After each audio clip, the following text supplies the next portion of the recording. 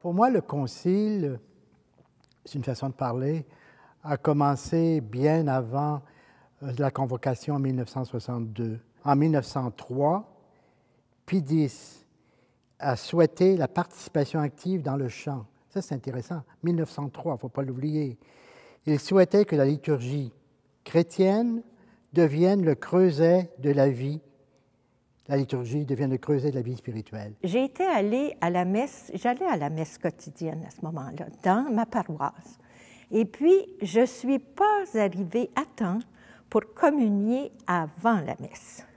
Or, on devait communier avant la messe et non pendant la messe.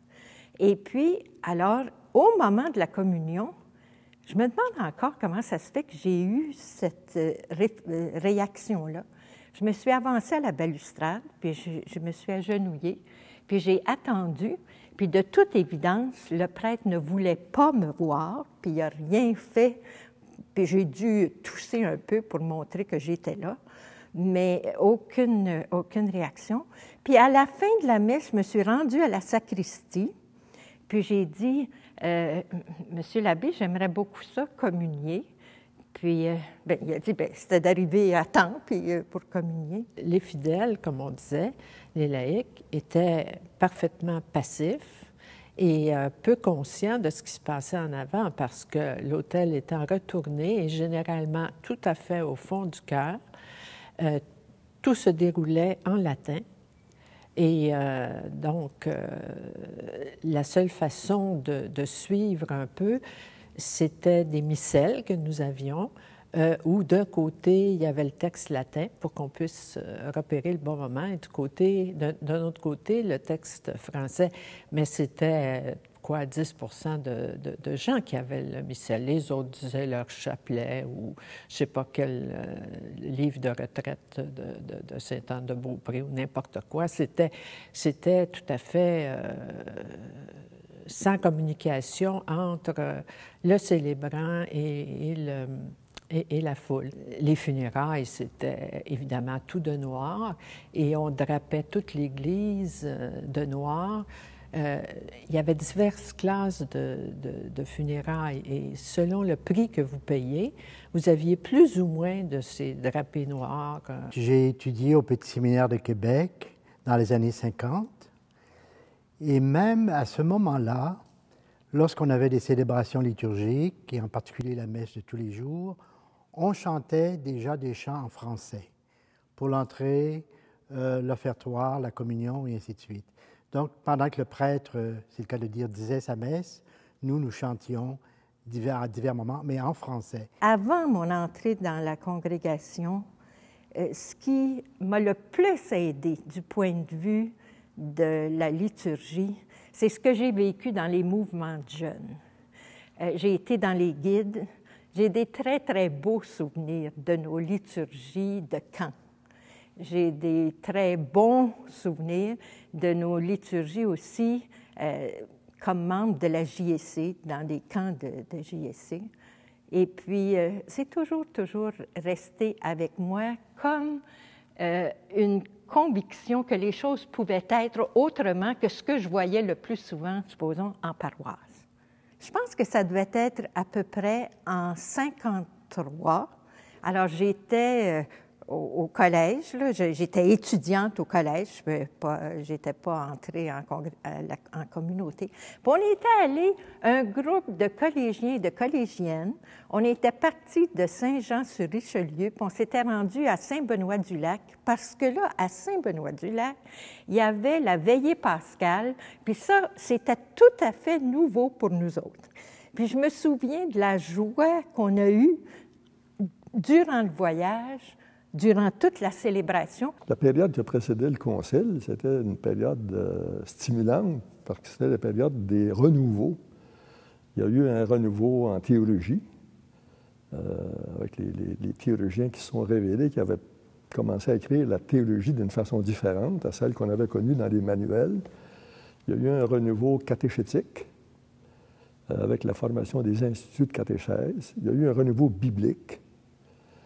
Puis il y a eu un renouveau liturgique aussi, avec ici au Québec la formation service de pastoral liturgique, qui est devenu plus tard l'Office national de liturgie, fondé par le père Gaston Fontaine, la revue Liturgie vie chrétienne.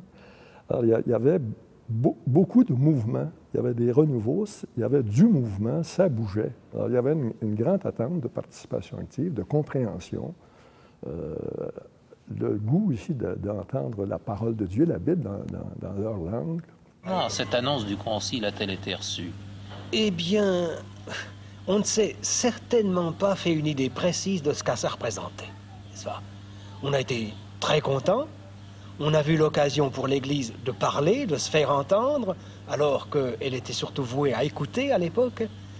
Mais on n'avait aucune idée de ce qui est en fait arrivé, à savoir cette grande ouverture, cette possibilité de créer ensemble un climat nouveau, de prendre une conscience nouvelle de ce qu'est l'Église et de la situation du monde.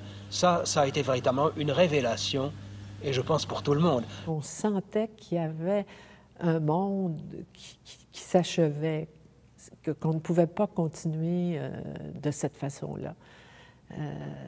L'influence de la société, des moyens de communication, on sentait partout des initiatives. On sentait que le mouvement était déjà à la base. Il attendait d'être confirmé sur le plan doctrinal, mais on sentait qu'il y avait un air de changement qui advenait. Alors, si au Concile, on a commencé par la Constitution sur la liturgie, c'est parce que c'était le texte qui avait été le mieux préparé. C'est le seul qui n'a pas été critiqué et rejeté. Et pourquoi il était à point? Parce qu'il avait été fait avec la collaboration de toutes ces équipes de liturgistes qui existaient à ce moment-là en Europe, en France, en Allemagne, en Italie. Alors, il y avait quelque chose de... La Constitution est une affaire qui avait été préparée, finalement, et désirée. Bien, surtout la messe plus à notre portée. Parce que souvent, on suit la messe, mais on n'est pas tellement entré dans le rythme qui se fait. On suivait de très, très près le travail qui se faisait au Concile. Il y avait à la télévision, évidemment, l'émission du Père Régis, l'heure du Concile, le dimanche après-midi, qui était très suivie. Très révérend Père, je crois que c'est une grossière illusion que d'insinuer que nous sommes en vacances. Quant à moi, je n'ai jamais ressenti aussi lourdement le travail accompli chaque jour. Et quand la Constitution sur la liturgie est parue en 1963, là, vraiment, là, on a senti que le chemin était ouvert, que l'espace s'ouvrait et que de plus en plus, nous allions avoir une liturgie dans laquelle la participation pourrait être un maximum et surtout une participation intelligente et une participation aussi qui était comprise des gens qui nous accompagnaient. Parce qu'il n'y avait pas que les dominicains, il y avait des gens qui venaient à notre église et ainsi de suite. Donc, il y avait là une sorte de pédagogie liturgique qu'on mettait en pratique. Et ce fut fort intéressant. Alors, quand la Constitution est apparue, ce fut comme une sorte de libération.